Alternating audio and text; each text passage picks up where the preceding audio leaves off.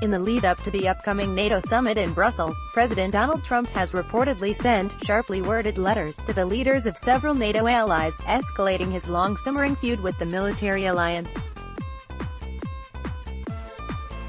The New York Times reported Monday that the letters, sent last month to leaders including German Chancellor Angela Merkel, Canadian Prime Minister Justin Trudeau and Prime Minister Charles Michel of Belgium, rebuked NATO allies for not spending enough on their own defense, a criticism that Trump has repeatedly leveled against other alliance members. The president also suggested in the letters that the U.S. would consider reducing its military commitment globally if its allies don't ramp up spending, reported The Times. In his letter to Merkel, Trump reportedly wrote, "There is growing frustration in the United States that some allies have not stepped up as promised. The United States continues to devote more resources to the defense of Europe when the continent's economy, including Germany's, are doing well and security challenges abound. This is no longer sustainable for us. It will become increasingly difficult to justify to American citizens why some countries do not share NATO's collective security burden while American soldiers continue to sacrifice their lives overseas or come home gravely wounded." The letter continued. Breaking news: President Trump sent sharply critical letters to NATO allies, demanding they spend more on defense and warning the U.S.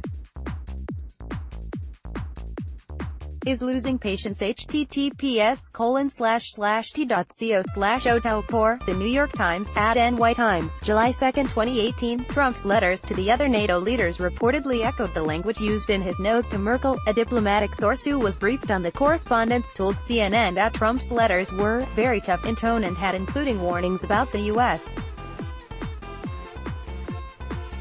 losing patience with NATO allies. At least one recipient of the letters has bristled publicly at their contents. Michel, Belgium's prime minister, told reporters last week that he was not very impressed by this type of letter. Belgium has halted the systematic fall in defense spending and takes part in a lot of military operations, Michel said, according to Deutsche Welle.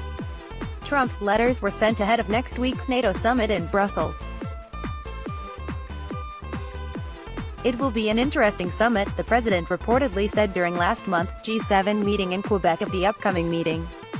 "NATO is as bad as NAFTA," Trump continued, referring to the trade agreement that he's called the worst trade deal in the history of the world. "It's much too costly for the U.S., in one extraordinary riff." During the G7, Trump reportedly told the other leaders, "NATO is as bad as NAFTA." Trump made the remark after telling the leaders that Crimea probably should belong to Russia because everyone there speaks Russian, Axios reports. https://t.co/d12 Remibi, Kyle Griffin, @KyleGriffin1, June 28, 2018. Since taking office, Trump has rattled allies with his open disparagement of NATO members, who he's accused of not pulling their own weight and instead freeloading on U.S. military spending. NATO members must finally contribute their fair share and meet their financial obligations, Trump said during a NATO meeting last month, May. 23 of the 28 member nations are still not paying what they should be paying and what they're supposed to be paying for their defense. This is not fair to the people and taxpayers of the United States. NATO members committed in 2014 to spend 2% of their gross domestic product on national defense. Contributions are voluntary, however, and the target is merely a guideline. As The Times noted last year, NATO members are required to contribute to common civilian and military costs of the alliance.